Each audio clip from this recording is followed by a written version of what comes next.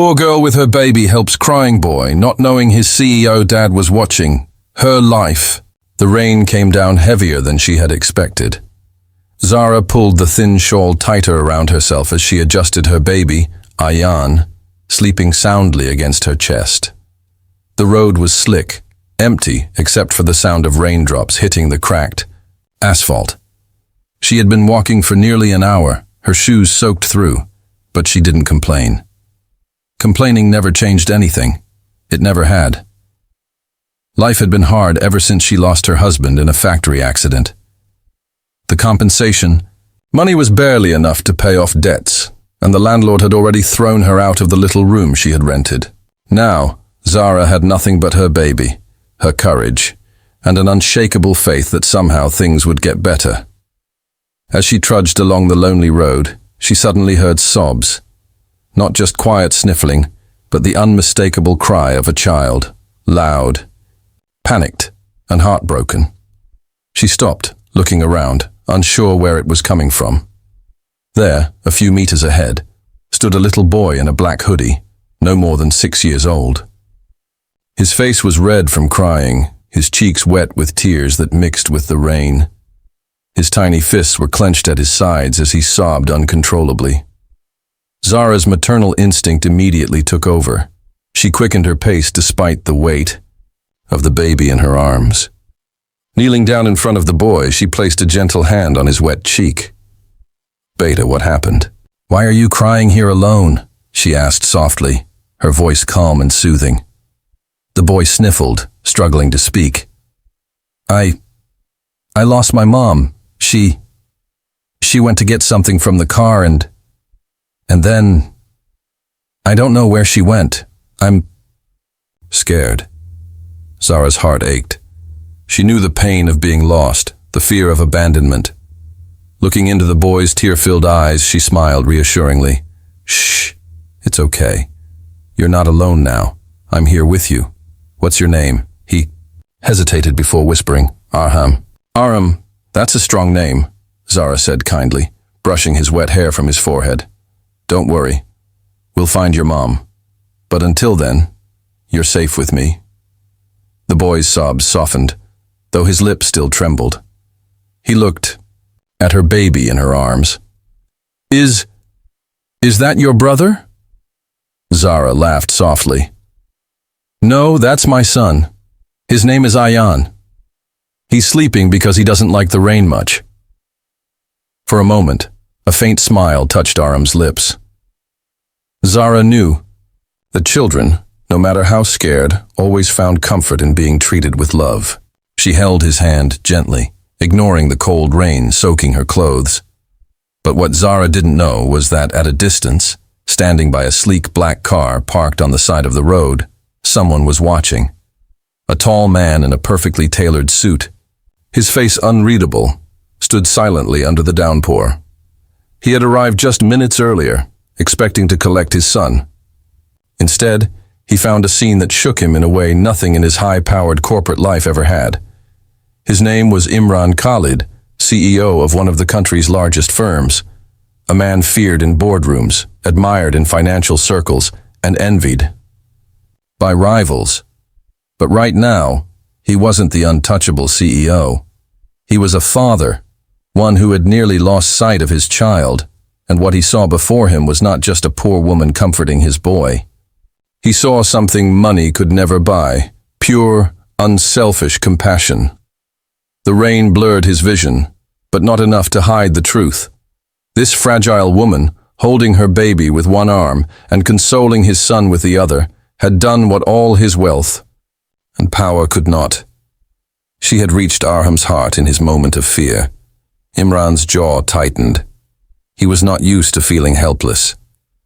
But watching Zara kneel in the rain, her own clothes drenched, her lips whispering words of comfort to his son, something inside him shifted. This was not an ordinary meeting. Fate had placed them here, in this storm, and none of their lives would ever be the same again. For a moment, Imran remained rooted to the spot, his polished shoes splashing in the puddles beneath him as rain poured relentlessly. His mind was caught between two worlds, the cold, ruthless boardrooms where he reigned supreme, and this quiet, heartbreaking scene on a deserted road. His son, vulnerable and lost, was being consoled not by him, but by a poor woman he had never seen before. He inhaled deeply, the icy rain searing against his face. Enough. He couldn't stand there watching any longer. With slow, deliberate steps, he walked forward, each footstep echoing on the wet asphalt. Arham was the first to notice him. His little body stiffened. "Papa," he whispered, both relief and fear in his voice. Zara lifted her eyes, startled by the tall figure now standing close. The man looked powerful, his presence commanding, but his face, though stern, carried a trace of something softer as he looked at his child. Imran bent down, his hand gently brushing the boy's cheek. "Arham," he said in a tone that was unexpectedly tender. "I was so worried about you." The child flung his arms around his father's neck, clinging tightly. Imran held him close, his jaw tightening as he realized how easily he could have lost him. Zara rose slowly, holding her baby close. For a second, she considered walking away quietly. After all, her role was done. She had comforted the boy, and now his father was here. But before she could take a step, Imran's deep voice stopped her. "You," he said, turning his sharp eyes toward her. "You were with my son?" Zara nodded quickly, her voice calm but humble. "Yes, I found him crying alone. He was scared. I just couldn't leave him like that." Imran studied her. The rain plastered her hair against her face. Her simple, red dress clung to her frame, and yet there was a quiet dignity in the way she held herself. She was no beggar, no opportunist, just a mother with a child in her arms. "Why?" Imran asked suddenly.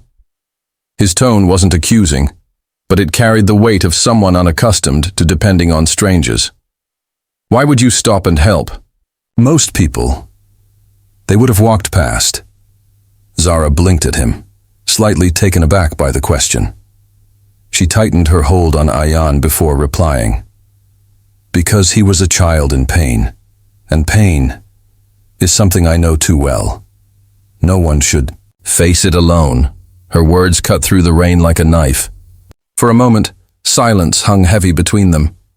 Imran, who had spent years building walls of steel around his heart, felt those walls tremble. He wanted to say something, but words deserted him. Instead, his gaze shifted to the baby in her arms. "How old is he?" Imran asked quietly. 6 months, Zara replied softly, rocking Ayan as he stirred in his sleep. Imran's eyes lingered on the tiny bundle. For a split second, his hardened expression faltered. Memories of his late wife, who had died when Aram was just a toddler, came rushing back. He remembered the nights she would cradle their son, humming lullabies as the world outside their mansion faded away. Something about Zara's presence, her nurturing, her quiet strength, stirred those memories back to life. But he quickly masked it, standing tall again.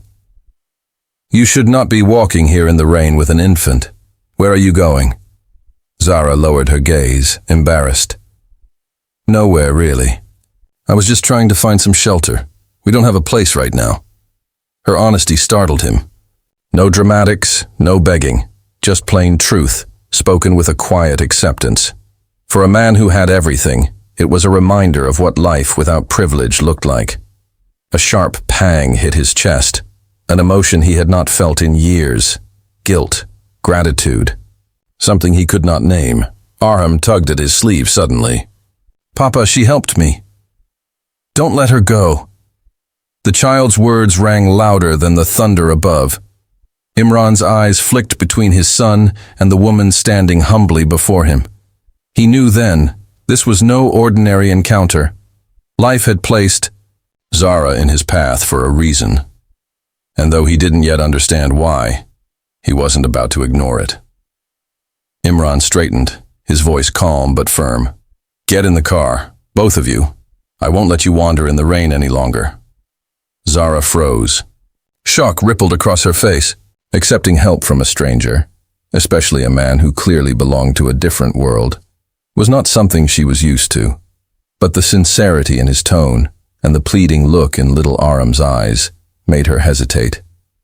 Maybe, just this, once, she could allow herself and her baby a moment of kindness. Slowly, she nodded. And as Imran opened the car door, he didn't realize it yet.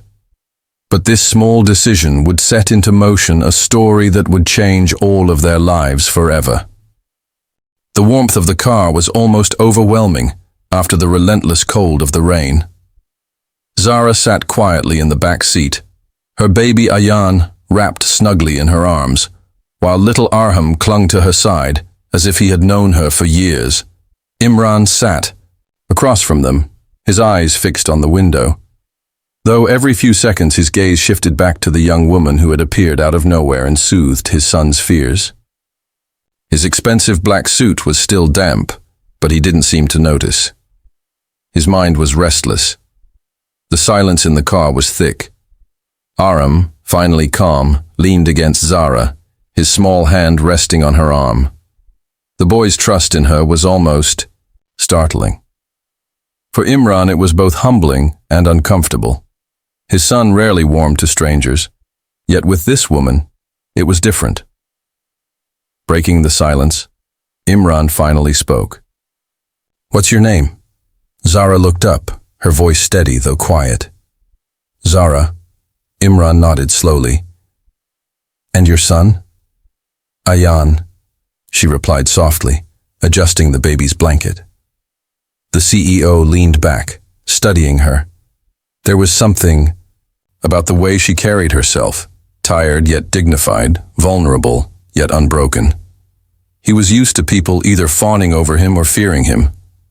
But Zara, she treated him like an ordinary man. Aram piped up suddenly, his childlike innocence cutting through the tension.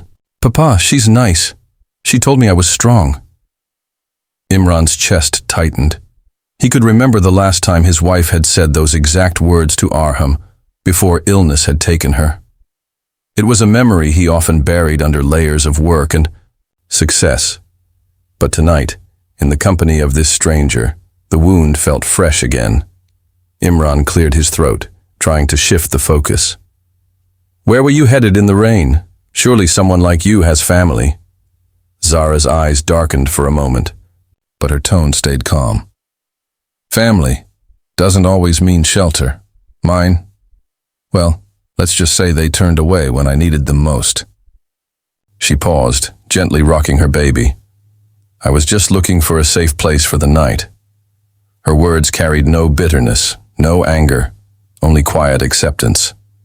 And that shook Imran more than any angry outburst could have.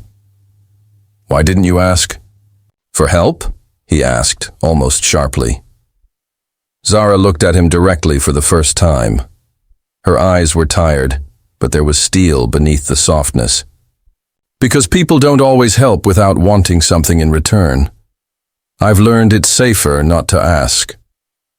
The words struck Imran harder than he expected. He had built an empire on deals, negotiations, and exchanges. Every move in his world had a price.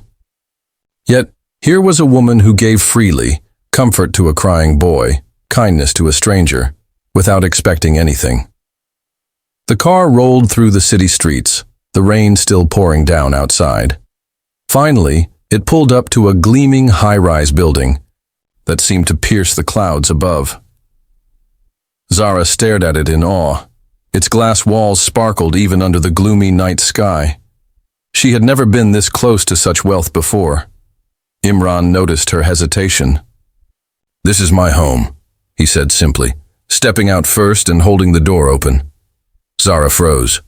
"No, I can't go in there. This place isn't for people like me." Imran's tone softened, but his authority remained.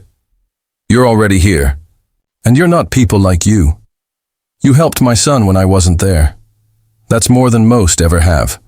Tonight, at least, you'll stay under a roof." Aram tugged at her sleeve eagerly. Please, come. Ayan can sleep in my room. I'll share my toys with him. Zara's lips curved into the faintest smile at the child's innocence. She looked at her baby, then back at the towering building. For a woman who had spent nights under leaking roofs, the offer felt surreal. Slowly, she nodded.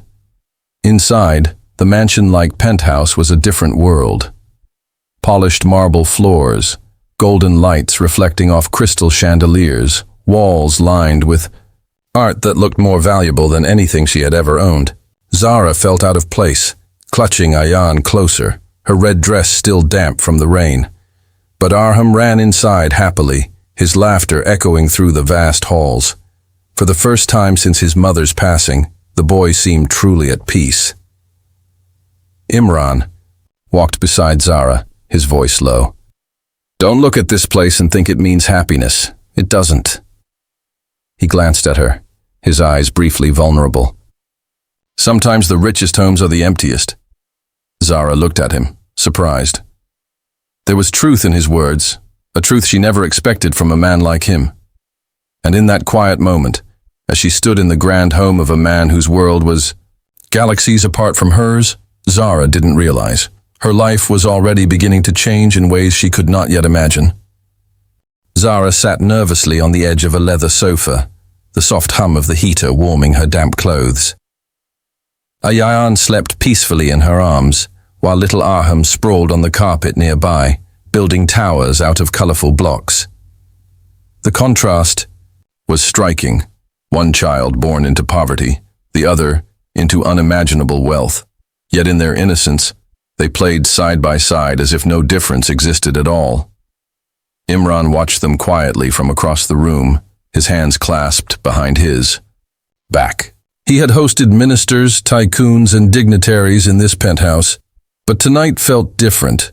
For once, the grand space wasn't filled with power games or hollow conversations. Tonight, it was filled with something rare, genuine warmth. He studied Zara. Her posture was humble, her eyes cautious, but there was resilience in the way she carried herself. She wasn't dazzled by the luxury around her, nor did she shrink in shame. Instead, she seemed focused only on keeping her baby safe, her priorities crystal clear. Finally, Imran spoke. His voice was low, thoughtful. You said earlier that people don't help without wanting something in return. Do you believe that about me too? Zara looked up, startled. For a moment, she was silent. Then she replied softly. I don't know you well enough to believe otherwise. Imran let out a breath, almost a laugh, though there was no humor in it. Fair enough. He walked toward the window, staring out at the glittering city lights.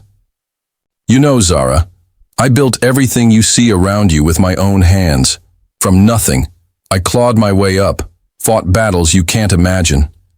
And yet, when my wife passed away, all of this, he gestured to the glittering skyline, meant nothing. I couldn't comfort my own son. His voice faltered slightly, something no one in the corporate world had ever witnessed. Zara, moved by the raw honesty, tightened her hold on Ayan, but said nothing. Sometimes silence was the kindest response.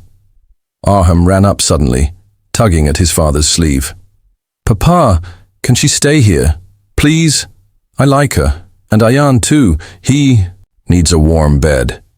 Imran knelt, looking into his son's pleading eyes. For years, he had given Arham everything money could buy. Yet what the boy wanted most tonight was something beyond wealth. Companionship, kindness, family. Imran stood, again his decision already forming in his heart. He turned to Zara. You have no home, no family to stand by you. But you have something far more valuable. Integrity. I saw how you comforted my son, even when you had nothing to gain. That is rare, and I don't ignore rare things. Zara's breath caught. What are you saying? Imran's tone was firm, but his eyes softened. Stay. Not as a guest for one night, but as someone who belongs here. I can give you and your child security, safety, and maybe in return you can give Aram something I cannot, motherly care. Zara's heart pounded. The offer sounded unreal. She had walked the streets just hours ago, drenched in rain, with nowhere to go. And now here she was, being asked to stay in the home of one of the most powerful men in the city. I can't accept charity, she whispered, her pride wrestling with her desperation. Imran shook his head. This isn't charity, it's trust. My son trusts you. That's something money cannot buy. I'm simply honoring that trust. Her eyes filled with tears she had tried to hold back. For so long, the world had treated her as invisible, disposable. But here, in this moment, someone powerful was not just seeing her, but valuing her. She looked down at her baby, then at little Arham, who was watching her with wide, hopeful eyes. Finally, she nodded slowly. All right, she whispered. I'll stay. For the children. A faint smile touched Imran's lips, the first genuine smile in years. For the children, he agreed quietly. That night, as Zara laid Ayan in a warm crib for the first time in weeks, and Arham clung to her side with the comfort only a child can feel, she realized her life had shifted in ways she could never have planned. She had stepped out into the rain with nothing but faith and courage, and fate, in its mysterious way, had led her to a doorway that opened not just to shelter, but to a future she never dared dream of. For Imran, too, something changed. The man who had lived behind walls of glass and steel now saw that true wealth was not in empires or skyscrapers, but in hearts that beat with compassion. And as the storm cleared outside, both Zara and Imran knew this was only the beginning of a story that fate had written for them long before they even met.